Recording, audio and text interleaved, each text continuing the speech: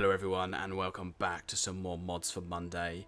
We got a variety of mods for you today, all starting from graphic overhauls to a really bright sword that does make finding Meridian's beacon just a little bit more fun or bearable, whichever one you want to choose. But I am being serious, it is a really bright sword.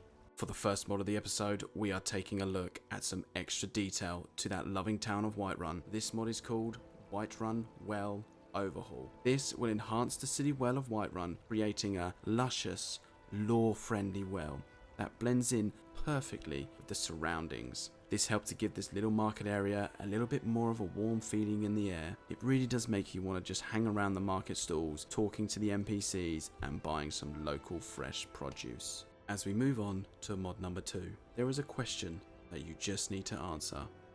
Do you like The Witcher? You do? Well, that's great, because what this mod will do is it will add Witcher styled armor that is accompanied by a unique crossbow, bolts, a set of swords, and all of these are themed around The Witcher. This mod is called DX Witcher Armor. Geralt will truly be proud. So this is a light ebony armor, and there is two versions of it. One is without a skirt, and for those that will be playing outside of the comfort of their home, there is an SFW version that does have a skirt. Bolts though, that are available for this really cool looking crossbow, there are just normal bolts, fire bolts that have an explosive fire damage to health, shock bolts with an explosive shock damage to health and mana. This is quite an awesome collection of items, especially if you're a fan of The Witcher. I am myself. This armor set does look pretty awesome. Don't know if I would wear it all the time, because do I really want to put my poor character through traveling around all of Skyrim in those heels? There is one thing to note though about these swords.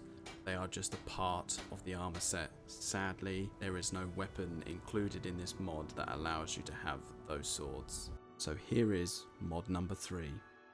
Now this one is right up my street, because for me, there is nothing better than going full mage and becoming the most powerful mage in all of Skyrim. But do you want to learn magic with a twist that doesn't really use that much mana, yet casting powerful spells? I know what you're thinking. Well, how? Let me introduce you to Ace Blood Magic.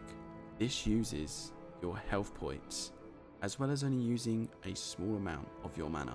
With this mod pack, it will add 30 new spells that you can buy across the whole of Skyrim. But yes, again, all of them when casted will drain your health. So before you do start casting these, it is recommended that you go find a spell tome called Blood Mage Knowledge. With this, you will be able to cast spells for half the amount only when your health is below 50%. I think that's definitely worth something getting before casting these spells, because just think of the new classes that you can make based on blood magic alone.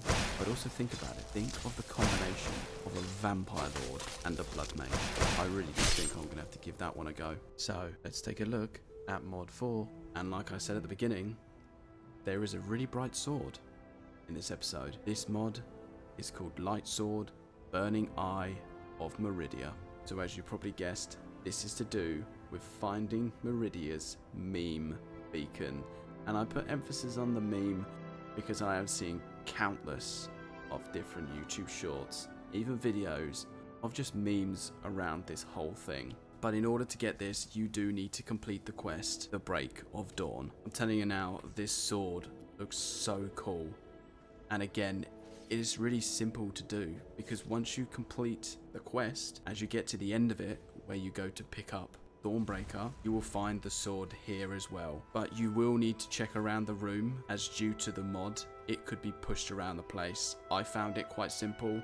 As you can see, it's a big bright thing, so it is quite difficult to miss. But I think that this thing is such an awesome weapon. I ran around for a while just slaying people, and I think it's really good. Like, it's quite swift. A lot of the other weapon mods that I've downloaded, it's a bit glitchy or you're not holding it perfectly. But I think this one flows pretty well.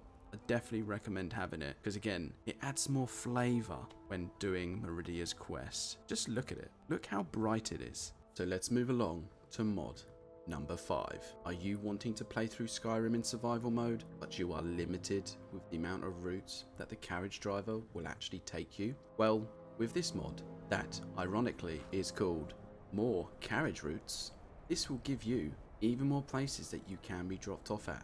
So you can easily get around to most places in Skyrim now, even quicker, while staying in survival mode. But first, with this mod, you are going to need to download another one that is called Wait Carriage in Inns. With this additional mod, you are going to be able to go inside an inn, which allows you to go into inns that are all outside the main towns and request a carriage driver to come to you. So I think that's pretty awesome. So you can go to the innkeeper, ask to have a carriage sent to you, then you can just sit back, relax, stay toasty by the fire, have a mead, some sweet roll perhaps, some much well-deserved R&R. But with the more carriage routes mod, you are going to be able to travel via carriage to these places. So they are Dark Water Crossing, Dragonbridge, Iverstad, Carthwayston, Kinesgrove, Orthal, Old Horolden, Riverwood, Rorikstead, Shorestone and Stonehills. For me, survival mode was such a great thing to add to the game, and now having more options to travel really does help get around the map, especially when you've got some quests where you've got to go from multiple locations. And if you are playing in survival mode, that does mean that you've got to walk back and forth around the map to all these different locations. But now you can use the horse cart carriages to get you to many different locations now, so you can play in survival while staying completely immersed in the game. This is going to be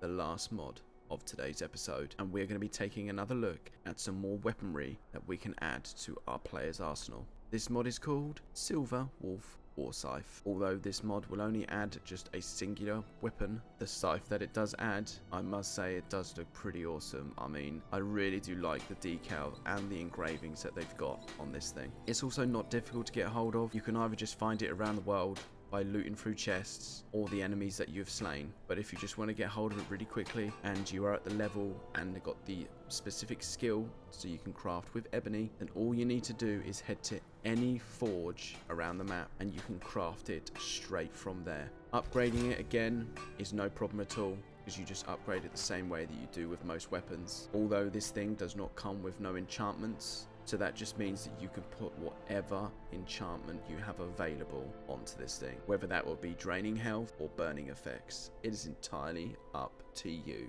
So there we have it. That is my selection for today's mods. Do let me know down in the comments below what you think of these, and do tell me your favourite. For me, it's got to be the blood magic. Once I can get round getting that book, that's going to help reduce the casting, putting some enchantments on my armor, that's going to help increase my health and increase my health regeneration, making sure I've got the most powerful potions as well for healing. I think I could probably make quite a powerful blood mage. But anyways, thanks for watching. Please do leave a like, consider subscribing to the channel, and I will see you next week for another episode of Mods for Monday.